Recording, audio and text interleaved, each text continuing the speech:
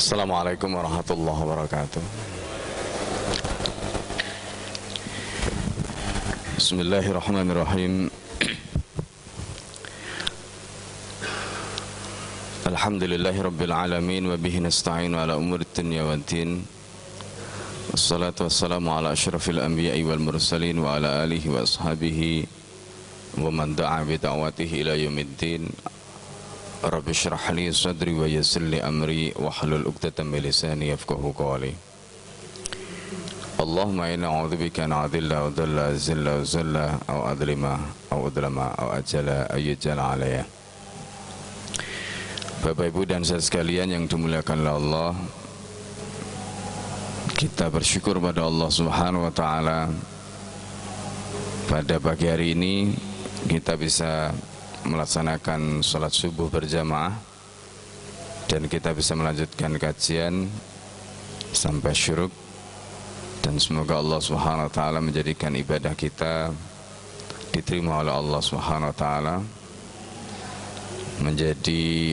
menjadikan waktu kita, umur kita menjadi waktu dan umur yang barokah, dan ilmu yang kita dapatkan pada pagi hari ini menjadi ilmu yang bermanfaat di dunia maupun di akhirat. Pada pagi hari ini kita akan melanjutkan kajian kitab Hayatus Sahabah juz yang kedua,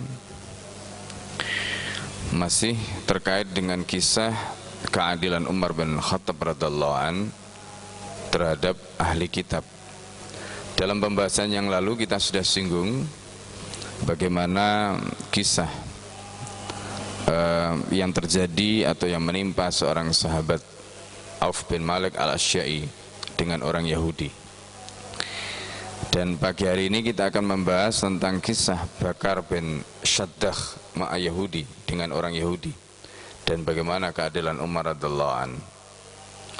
Seperti kita tahu bahwa Islam itu ketika diterapkan di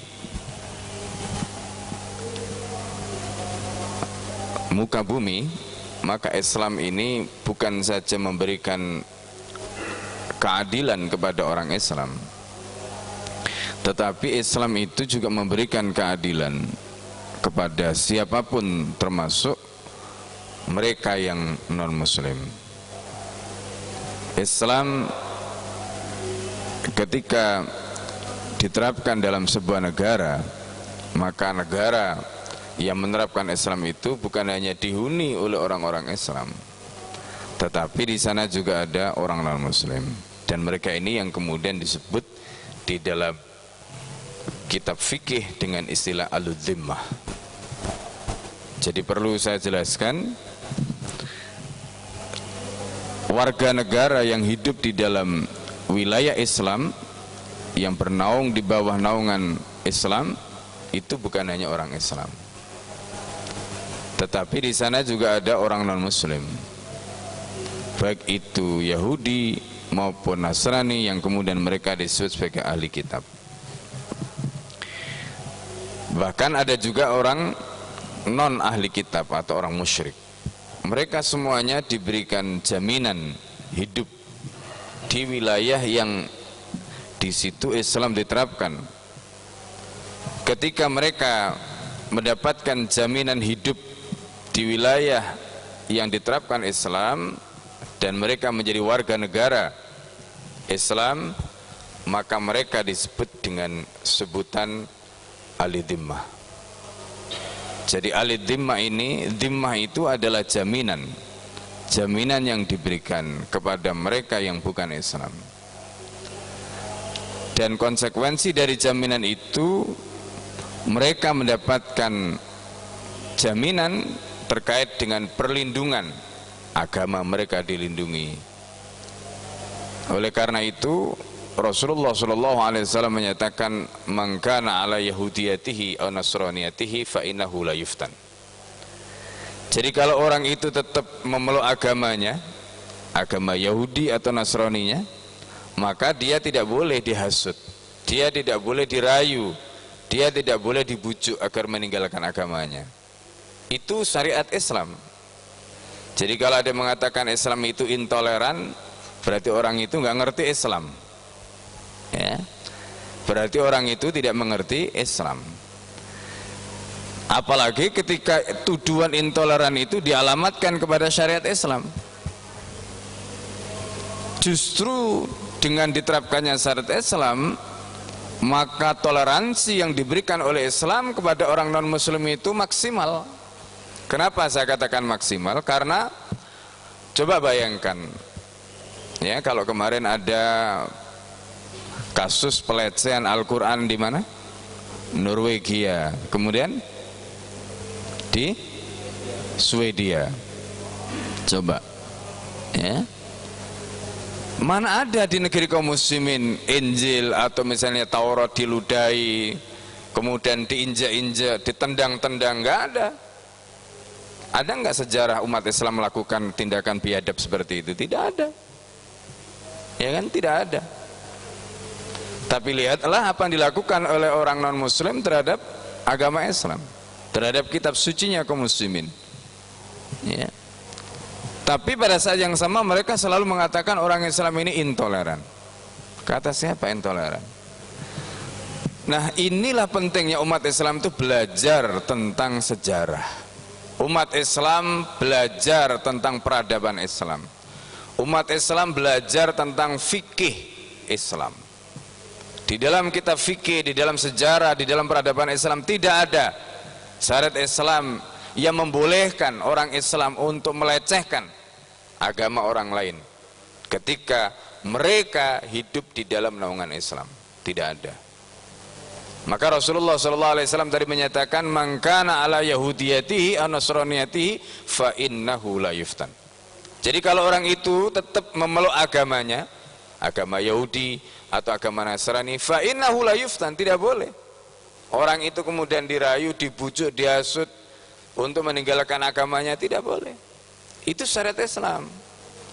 Bahkan Rasulullah SAW menyatakan, man adada miyan faqad adani. Kalau ada orang yang menganiaya ahli dhimmah, ahli dhimmah itu seperti tadi sudah disebutkan, orang non muslim yang hidup di dalam perlindungan Islam,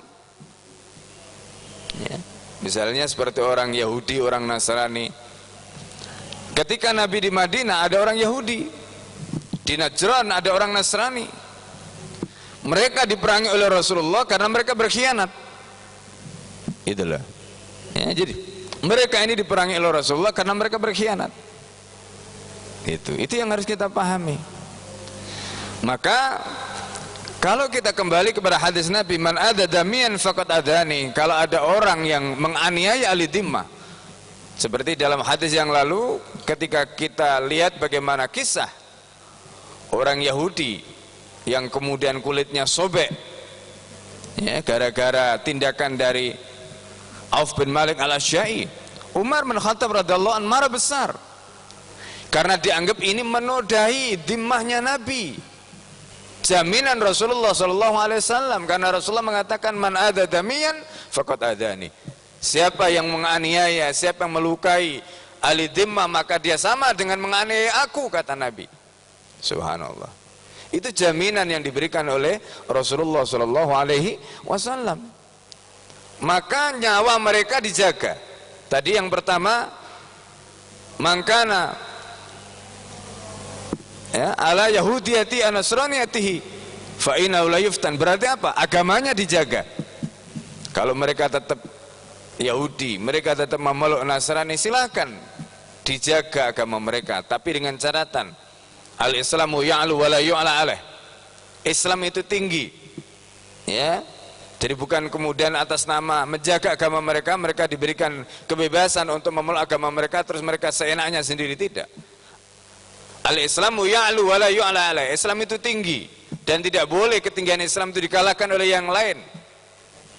Maka ketika mereka dijamin agamanya, itu artinya mereka bebas beribadah. Mereka bebas beribadah di wilayah yang di situ menerapkan Islam, di wilayah yang disebut dengan kekhalifan Islam. Itu, ya. Nah, ini yang harus dipahami. Tidak ada toleransi yang begitu luar biasa yang diberikan kepada pemeluk agama lain melebihi apa yang diberikan oleh Islam. Dan itu teruji, ya, dan itu teruji. Dalam pembahasan yang lalu kita sudah singgung ketika kita membahas tentang bagaimana kisah Amr bin As ketika melakukan perluasan masjid di Fustat di Mesir. Di Mesir itu masjidnya Amr bin As, kalau kita ke sana hari ini itu dekat dengan gerejanya orang Koptik atau dalam bahasa Arabnya disebut dengan Kipti. Maria Al-Qibtiyah itu adalah pemberian atau hadiah dari Muqawqis yang diberikan oleh Muqawqis kepada Rasulullah SAW, itu dari suku Koptik Mesir. Maria Al-Qibtiyah, Qibti itu adalah sukunya Koptik. Sampai hari ini suku itu ada. Butros-Butros Ghali yang pernah menjadi sekjen PBB itu adalah asli keturunan Mesir, orang Kristen dari dulu. Coba bayangkan, kalau seandainya Islam itu tidak memberikan jaminan kepada agama mereka, kira-kira orang seperti Butros Ghali itu masih ada enggak? Tidak ada. Nah, ini yang harus kita pahami. Jadi sekarang ini karena orang Islam sendiri gak ngerti tentang Islam, gak ngerti peradaban Islam, gak ngerti sejarah Islam, gak ngerti fikih Islam, ketika dituduh intoleran, mereka tidak bisa menjawab. Ya, mereka tidak bisa membela agamanya. Nah, ini yang harus kita pahami. Jadi kita ini punya izzah, umat Islam itu punya izzah. Ya. Nah, ini. Mereka yang menuduh juga ngawur karena nggak belajar Islam. Ya. Seenaknya memberikan stempel atau tuduhan-tuduhan kepada umat Islam. Nah, ini yang ya hari-hari ini kita sedih. Ya. Nah, ini. Bapak Ibu dan saudara sekalian yang dimuliakan oleh Allah, itu jaminan yang diberikan oleh Islam. Tadi yang pertama agamanya dijamin, yang kedua nyawanya. Ya, man ada damian faqad adani, kata Nabi SAW. Nah, kemudian yang ketiga hartanya juga dijamin. Jadi karena itu tidak boleh hartanya orang non muslim itu diambil oleh orang Islam dengan alasan ini halal, nggak boleh, nggak ada seperti itu. Bahkan ketika berperang pun itu ada aturannya. Ya, ketika berperang pun itu ada aturannya. Apalagi kalau tidak berperang. Ya, apalagi kalau tidak berperang. Ini dalam pembahasannya lalu kita sudah singgung bagaimana Muhammad Al-Fatih ketika menaklukkan Konstantinopel. Ya, meneladani bagaimana sirah Rasulullah SAW pada saat menaklukkan Khaybar. Jadi Masya Allah, Islam ini luar biasa kalau kita mengerti ilmunya. Islam ini luar biasa kalau kita mengerti peradabannya. Maka kita harus bangga menjadi orang Islam. Kita harus bangga dengan syariat Islam. Kita harus bangga dengan peradaban Islam. Ya.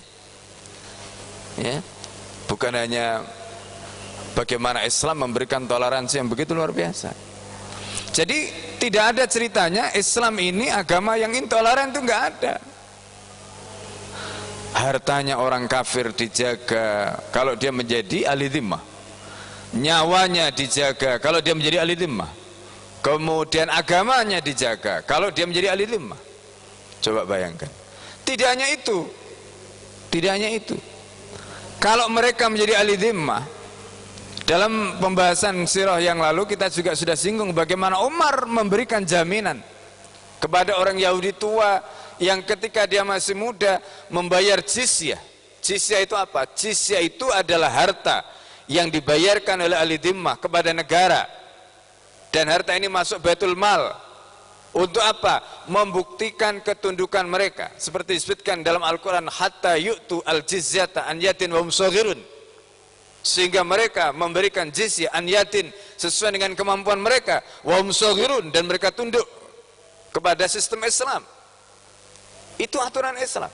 Jadi ketika mereka membayar jizyah pada saat masih mampu, pada saat masih muda, karena an yatin tadi itu sesuai dengan kemampuan mereka. Suatu ketika Umar bin Khattab melihat ada orang Yahudi yang sudah tua renta, masih susah mengais mencari nafkah. Maka Umar pun kemudian terdorong hatinya, apa yang kelak akan dipertanggungjawabkan di hadapan Allah. Ketika dia masih muda diambil jizyahnya, tapi ketika tua diterlantarkan dan negara tidak peduli. Ini orang Yahudi. Coba bayangkan. Jadi Islam itu menjamin, agamanya dijamin, darahnya dijamin, hartanya dijamin. Bahkan mereka mendapatkan apa? Jaminan sandang, papan dan pangan sebagaimana orang Islam. Itu luar biasanya Islam. Kalau mereka menjadi warga negara, sebagaimana kisah Umar bin Khattab tadi. Nggak ada diskriminasi di dalam Islam. Jadi kalau ada yang mengatakan nanti kalau syariat Islam diterapkan akan ada diskriminasi, kata siapa? Orang yang ngomong seperti itu nggak ngerti Islam. Orang yang ngomong seperti itu nggak ngerti sejarah Islam, nggak ngerti peradaban Islam. Ini yang harus kita pahami. Ya. Tapi hari ini Islam begitu rupa dilecehkan, syariatnya citrakan, stigmatisasi dengan stigma-stigma buruk. Nah ini. Nah jadi inilah tanggung jawab kita semua.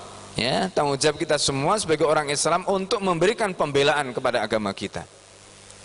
Jangan sampai orang-orang bodoh ngomong seenaknya tentang Islam, ya, kemudian kita tidak bisa membela karena kita juga tidak punya ilmu, kita juga tidak tahu. Nah ini yang kita berdosa di hadapan Allah. Ya. Jadi kita berdosa di hadapan Allah karena kita akan dimintai pertanggungjawaban di hadapan Allah. Nah, ini. Jadi ini pentingnya kita belajar, ya, di dalam Hayatus Sahabah ini banyak diungkap oleh muallif, oleh pengarang kitab ini tentang bagaimana indahnya Islam, bagaimana peradaban Islam. Di dalam kisah-kisah yang lalu kita sudah tuturkan bagaimana keadilan Islam, keadilan Umar, bagaimana Umar itu begitu hati-hati sampai begitu. Ya, nah ini. Jadi nggak sembarangan, nggak ada istilah. Ya, kalau kemarin ada seorang menteri yang bilang hukum di Indonesia ini amburadul, ya iyalah, ya kan, hukum amburadul. Bagaimana tidak amburadul? Ya, ketika hukum itu tidak dibangun dengan landasan takwa, bagaimana mau adil? Ya, tidak ada keadilan ketika hukum itu tidak dibangun dengan landasan takwa, landasan Islam, tidak ada. Keadilan itu hanya ada pada Islam.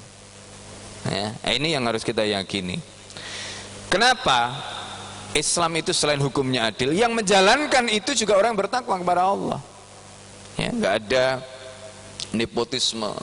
Ya, coba bayangkan ketika ada kemarin operasi penangkapan, penggerebekan gay, pesta gay, ya kan, kemudian aktivis gay mengatakan dengan berani dia di Twitternya itu mengatakan apa?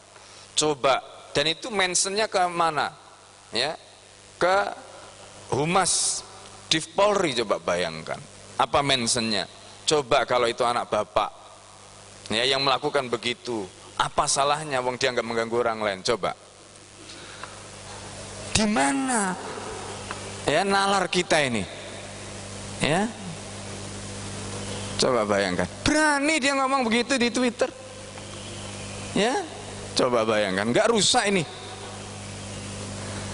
lah. Terus saya mikirnya itu begini, iya ya, apa ada hubungannya gitu? Kasus narkoba, kenapa subur? Jangan-jangan Twitternya tadi benar juga, ya kan? Ngerti maksud saya? Itu. Jadi, lah terus kalau begitu bagaimana caranya? Bandingkan dengan kasus Umar ketika putranya. Masih ingat kan kisah yang kita pernah angkat sebelumnya?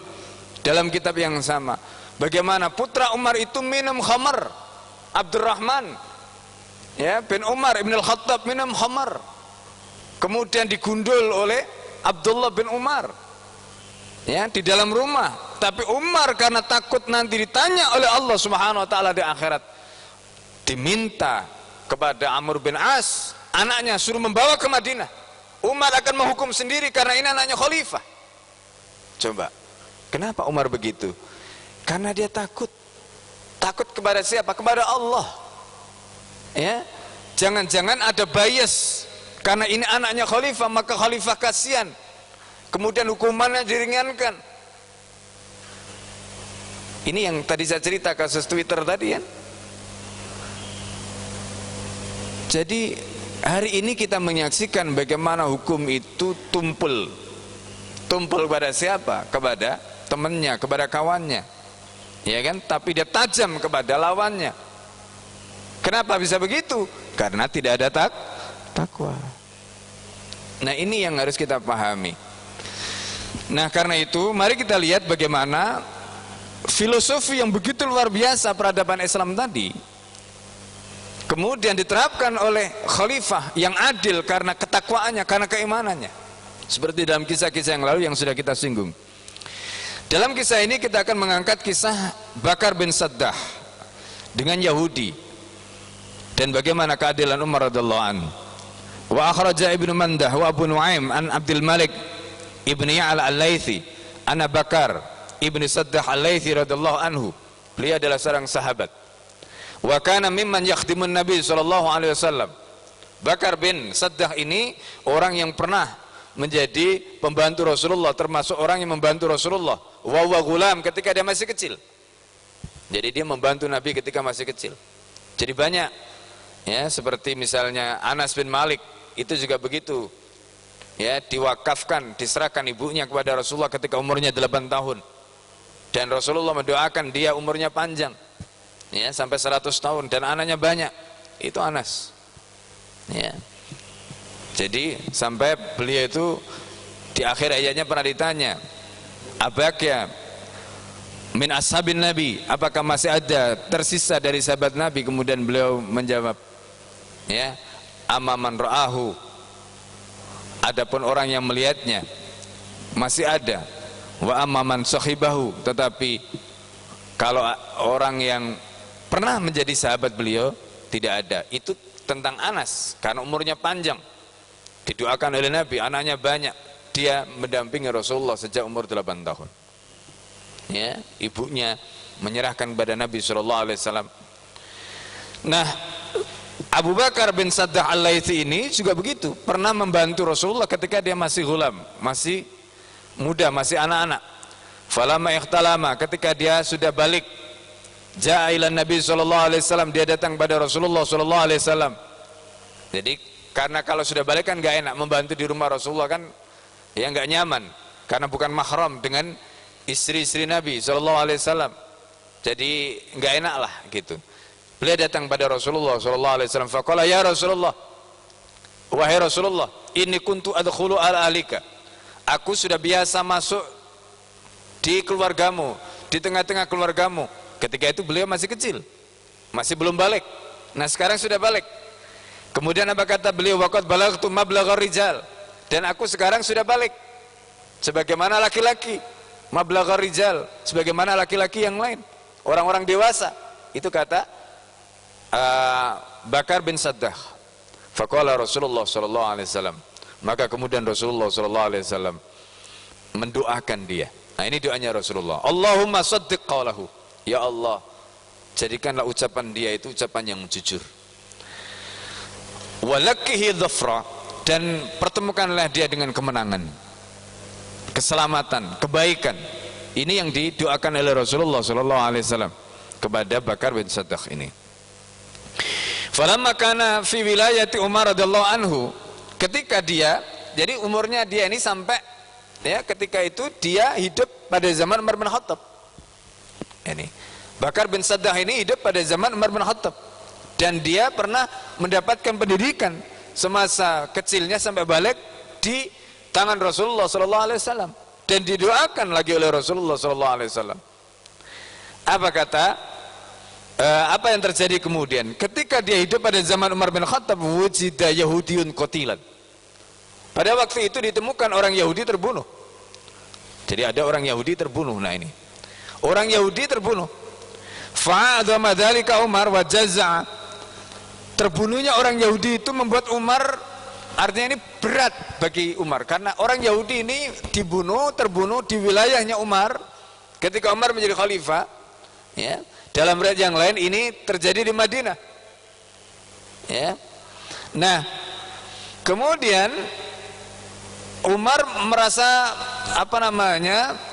sedih karena harus mempertanggungjawabkan setiap darah ya, terutama ahli dhimmah yang merupakan dhimmah Rasulullah SAW, seperti yang sudah kita sebutkan tadi. Wasa'ida alal mimbar, kemudian Umar naik di atas mimbar.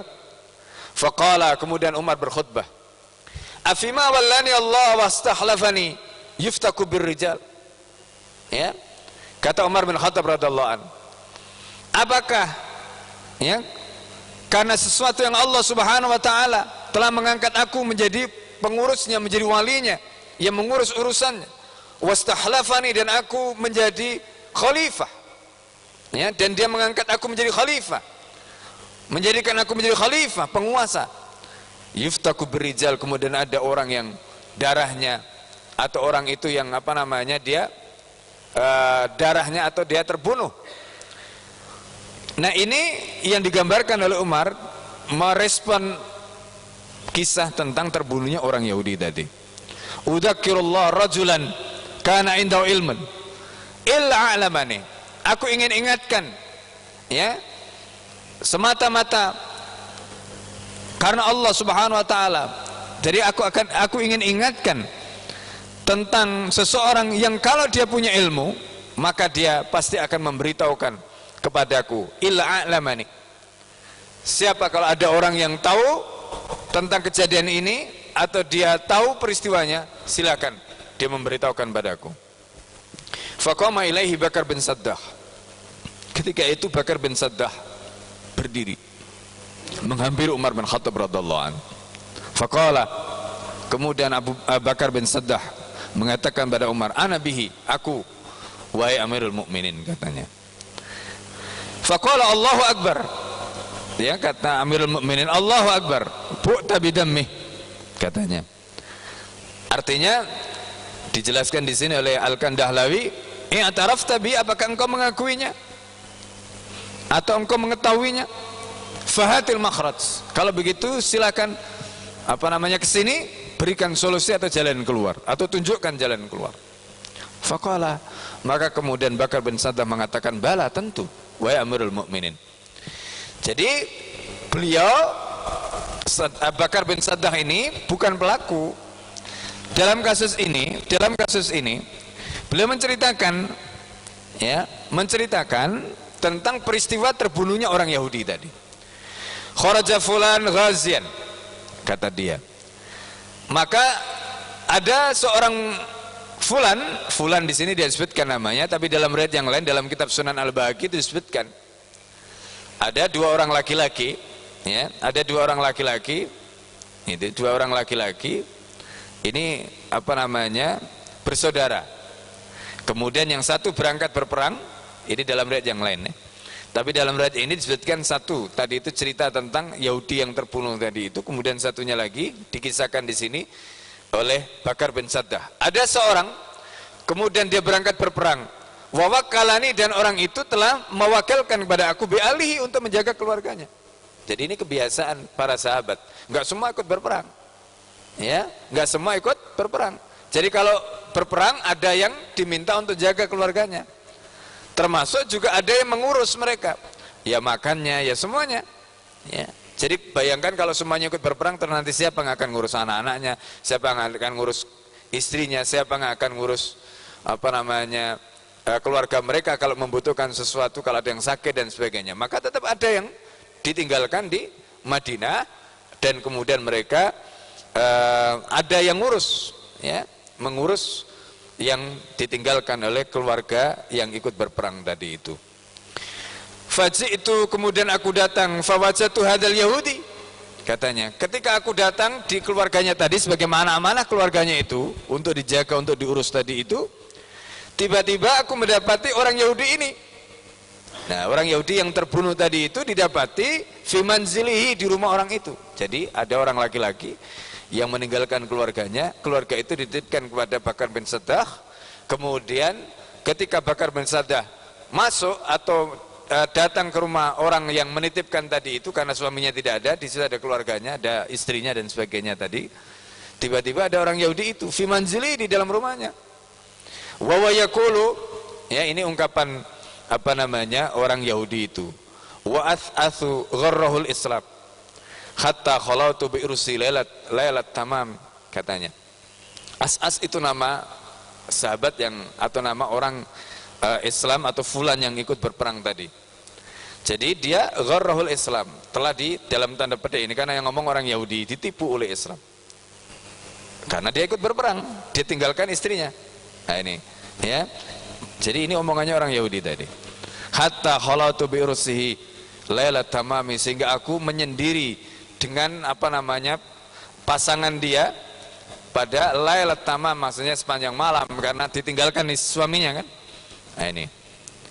Nah, kemudian dia mengatakan abitu ala taraibiha wa yumsi ala jarda'i lahiqatil hizami. Kata dia, aku bermalam dengan taraib di sini bahasa kiasan tapi maksudnya adalah istrinya, ya, keluarganya. Nah, ini yang diceritakan oleh orang Yahudi tadi, ya.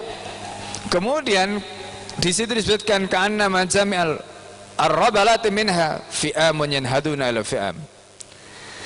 Nah, dalam riwayat ini atau dalam kisah ini, kata ar-rabalat itu diartikan batinul fakhdi, jadi bagian dalam pahanya itu, mimma yalil kubul, yang nyambung dengan kemaluan depannya itu ketemu dengan, artinya orang itu sedang tidur gitu, bahasa kiasannya itu, tapi karena ini bahasa syair gitu ya, jadi bahasa syair, ya. Nah, jadi ini ungkapan orang Yahudi itu. Nah kan Bakar bin Saddah ini mendengar orang Yahudi itu ngomong begitu kan, ini wah ini kurang ajar ini ya, ini keluarganya dititipkan kepada saya, tiba-tiba ada laki-laki Yahudi ini masuk ke rumah dia, kemudian dia entah itu memperkosa atau entah itu apa namanya menzinai istri orang yang berperang tadi. Ini kan luar biasa. Marahlah Bakar bin Saddah tadi itu. Itu ceritanya, ya. Nah, jadi itu kisahnya. Maka kemudian fasaddaqa Umar radhiyallahu anhu qaulahu. Itu cerita Bakar bin Saddah. Karena dia marah, maka kemudian orang itu dibunuh. Orang Yahudi tadi dibunuh. Kenapa dibunuh? Nah, ini ada hadis Nabi. Ada hadis Nabi. Apa hadisnya? Rasulullah SAW menyatakan begini, man kutila duna dinihi fawa syahid, man kutila duna malihi fawa syahid, man kutila duna ardihi fawa syahid. Itu hadisnya. Jadi kalau ada orang terbunuh karena dia membela agamanya, maksudnya misalnya ini ada orang menghina agama Islam, lalu kemudian kita marah, kita pukul orang itu karena dia menghina agama kita, terus dia melawan, terus kita kalah, mati, kita mati syahid. Itu hadisnya. Man kutila, orang yang terbunuh duna dini, karena dia membela agamanya, fawa syahid. Begitu juga kalau misalnya ini ada perampok masuk rumah kita, ya, masa iya perampok masuk atau orang maling masuk, kemudian kita kasih mana duitnya, mana kotak ini, kalau kita tunjukin, ya, bodoh amat orang ini, ya kan? Maka yang benar adalah dilawan. Apa hadisnya? Hadisnya tadi, man kutila duna mali. Jadi kalau orang itu terbunuh karena dia membela hartanya, itu harta dia, ya, termasuk kalau ada rumah dia misalnya diterobos atau katakanlah misalnya maling, dia masuk tadi itu, kemudian dia melawan, terus dia kalah sama malingnya tadi karena mungkin malingnya sudah menyiapkan senjata, kita nggak siap dan sebagainya. Maka kalau kita terbunuh karena membela harta kita, fawa syahid. Itu yang juga dijadikan alasan oleh para ulama, ya. Jadi kalau misalnya kita membela negeri ini dari penjajah karena negeri kita ini dirampok oleh penjajah misalnya begitu, ya, seperti kita lihat sekarang, ya kan, Anda tahu bagaimana omnibus law, ya. Maka kemudian ketika kita dibunuh atau terbunuh karena membela harta kekayaan negeri kita ini, itu mati syahid. Itu mati syahid. Itu hadisnya tadi, man kutila duna malihi fahuwa syahid. Bukan hanya harta dia, tapi juga harta kekayaan negerinya. Itu yang jadikan dasar ulama di masa lalu. Kenapa mereka begitu heroik? Kenapa mereka begitu luar biasa? Ya, kenapa? Karena mereka membela, ya, negeri mereka, wilayah yang mereka berada tadi itu. Nah, itu dasarnya diantaranya. Kemudian yang berikutnya, man kutila duna arad, ya, atau duna ird, ya, bisa baca arad, bisa ird, ya. Nah, kalau orang itu dia terbunuh karena membela kehormatan dia, siapa yang dimaksud ird?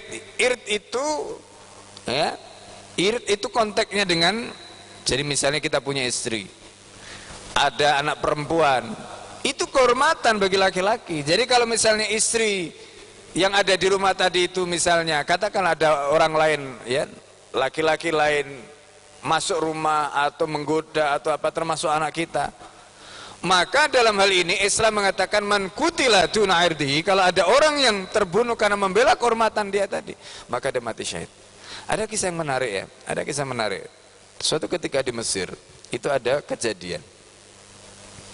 Jadi ada kejadian, ya. Jadi ada anak perempuan, ini karena anak perempuan itu adalah kehormatan bagi orang tuanya. Lalu kemudian anak itu entah itu berzina atau bagaimana, ya. Maka kemudian si orang tuanya ini marah, ya, marah dia, karena dianggap anak ini sudah memalukan keluarganya. Maka kemudian dibunuhlah anak perempuannya ini oleh bapaknya ini. Ketika dia di pengadilan ditanya, kenapa kamu membunuh anakmu sendiri? Kata dia, ini kehormatan saya. Dia sudah menodai kehormatan saya.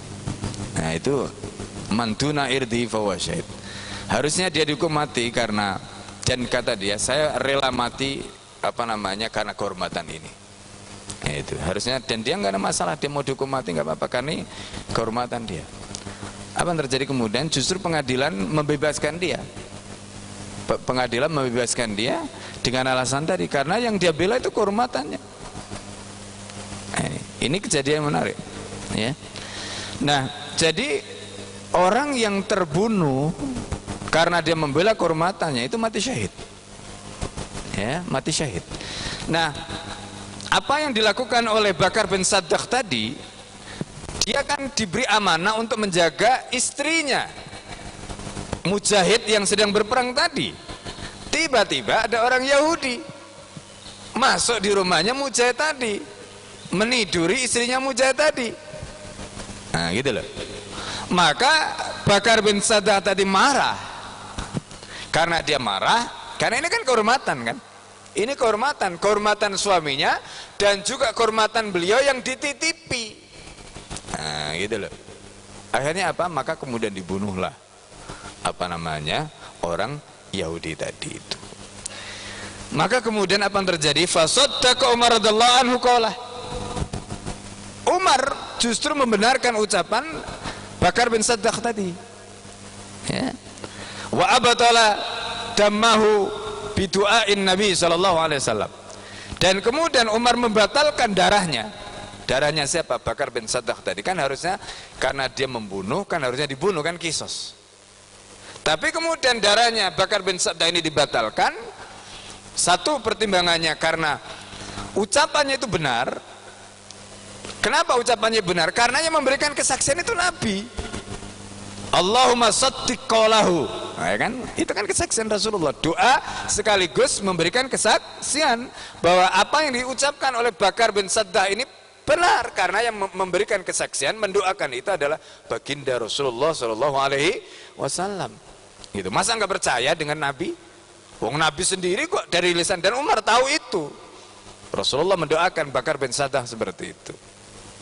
Makanya kemudian ketika ucapan dari Bakar bin Saddah tadi itu disampaikan kepada Umar, Umar langsung membenarkan ucapan Bakar bin Saddah itu.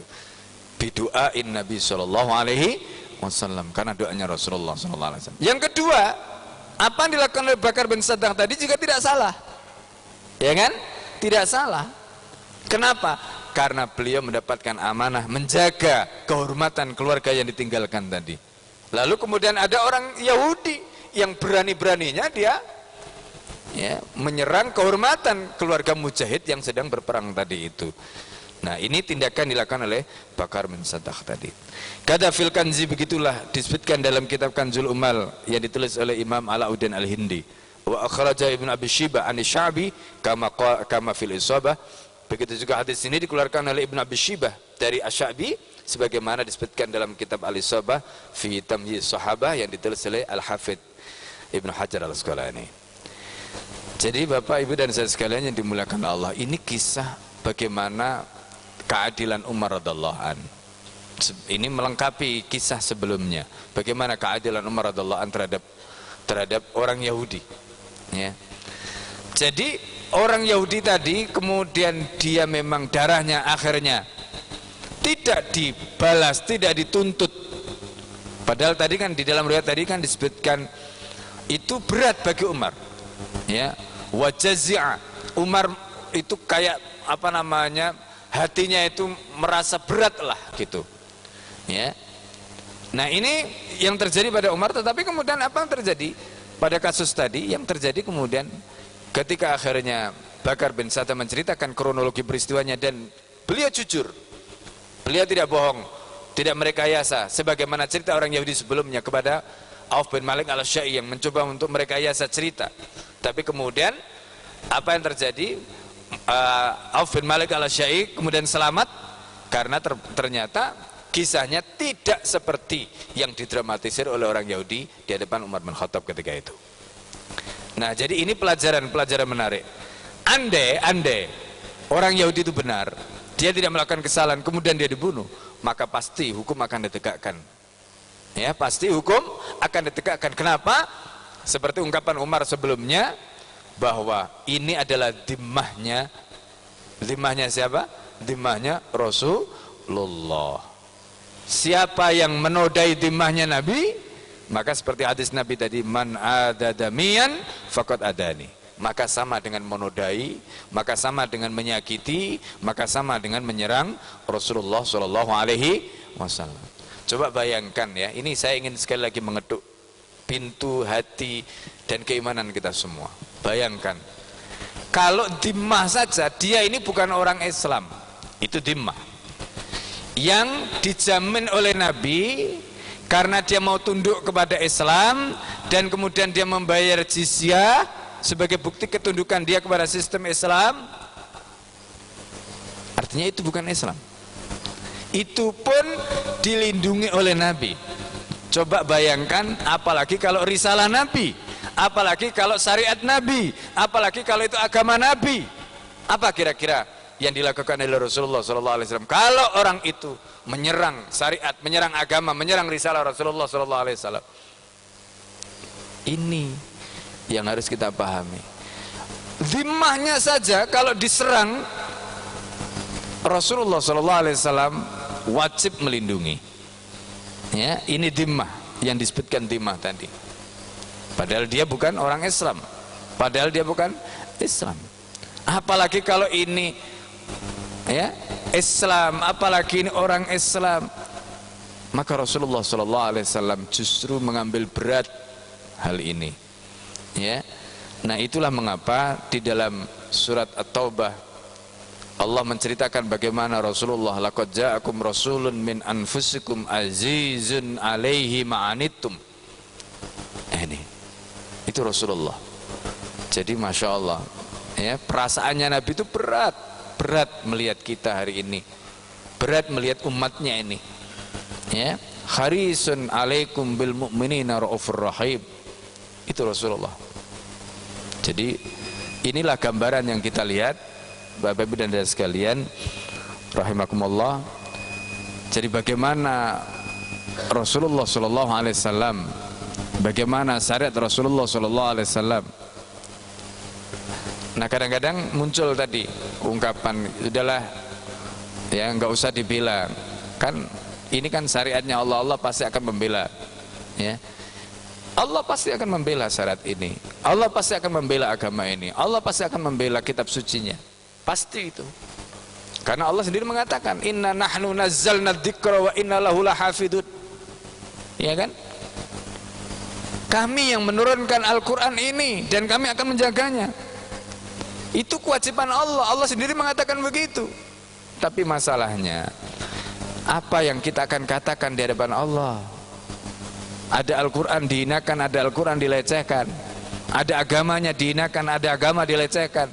Umat Islam begitu rupa mereka dipersekusi, kemudian kita tidak mengatakan sepatah kata pun untuk membela mereka. Apa yang akan kita katakan kelak di hadapan Allah Subhanahu wa taala? Ini yang berat. Ini yang berat. Hisab kita berat di hadapan Allah. Ya, hisab kita berat di hadapan Allah.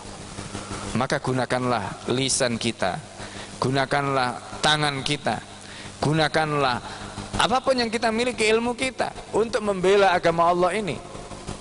Ya. Nah, kajian hari ini menggugah kesadaran kita Peradaban Islam itu begitu luar biasa. Peradaban Islam itu begitu indah. Islam itu Masya Allah, ya'lu wa la yu'la alaih tadi ya. Jadi memang pekerjaan setan dan para pendukung setan terus menerus menyerang Islam, berusaha untuk melemahkan Islam, menghinakan Islam. Pertanyaannya, apakah kita diam setan-setan menghinakan, menistakan? Ini yang harus kita pahami ya. Jadi Allah itu akan bertanya, bahkan para ulama akan ditanya ya. Kata para ulama, al ilmu hujjatun alaika lalaka. Ilmu itu akan menuntut kamu kelak. Ilmu itu akan menuntut kamu kelak. Dia akan menjadi hujjah yang akan menuntut kamu, memberatkan kamu, bukan meringankan kamu. Illa ma'umila bihi, kecuali apa yang diamalkan, diperjuangkan, disampaikan. Ketika itu diperjuangkan, disampaikan, insya Allah ilmu itu akan membela kita. Nah, jadi kalau saya selalu menyatakan, menyampaikan yang begini ini untuk meringankan hisab saya sendiri dari depan Allah ya. Jadi untuk meringankan hisab kita dari depan Allah SWT, karena itu pertanggungjawaban kita dari depan Allah SWT. Kita akan mati, semuanya pasti akan mati. Setelah ini entah siapa yang lebih dulu kita tidak tahu, tapi setidaknya jejak yang kita torehkan selama hidup kita itu penting ya, karena itulah satu-satunya yang kelak akan kita bawa, nggak ada yang lain ya.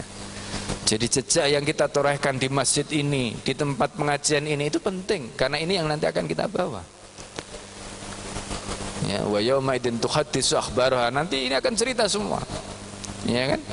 Tab yang saya pakai, handphone yang saya pakai, baju yang saya pakai, semua ini akan bercerita nanti di depan Allah Subhanahu wa taala. Ya, meja yang kita pakai, lantai yang kita pakai, semua akan bercerita di hadapan Allah Subhanahu wa taala. Wa yauma idzin tuhaddisu akhbaraha, menjadi saksi semua apa yang sudah pernah kita sampaikan, apa yang sudah pernah kita lakukan di tempat ini. Nah, ini pentingnya. Karena kita semua akan kembali menghadap Allah. Dunia ini sementara. Ya, kita tidak selama-lamanya tinggal di sini. Nah, karena itu kesadaran ini penting ya, supaya kita tidak diberatkan dengan dunia ya. Banyak orang takut karena dunia ya, takut karena dunia, padahal dunia itu sebentar lagi akan ditinggalkan. Tapi setelah dia meninggalkan dunia, maka apa yang terjadi? Dia tidak punya apa-apa ya. Coba bayangkan kalau dalam hadis Abu Dawud, Rasulullah sampai menceritakan orang yang sholat, ternyata amalan sholatnya ditamparkan ke mukanya kelak di hadapan Allah Subhanahu wa taala. Apa yang kita mau katakan di hadapan Allah ya kan? Orang yang mencari ilmu kemudian ditamparkan juga ke mukanya. Dalam Tadhkiratus Sami' wal Mutakallim disebutkan begitu oleh Ibnu Jama'ah. Ada hadis Nabi yang dikutip oleh beliau. Masya Allah ya. Jadi ini yang membuat kita selalu berusaha untuk menjalankan semuanya karena Allah Subhanahu wa taala. Tanggung jawab kita kepada agama ini, tanggung jawab kita kepada Allah dan Rasulnya. Saya kira itu, karena sudah masuk waktu syuruk. Kalau ada yang ingin disampaikan atau ditanyakan dalam kesempatan kali ini, silakan, mumpung belum kita tutup. Fala tafadhal masykur. Silakan kalau ada.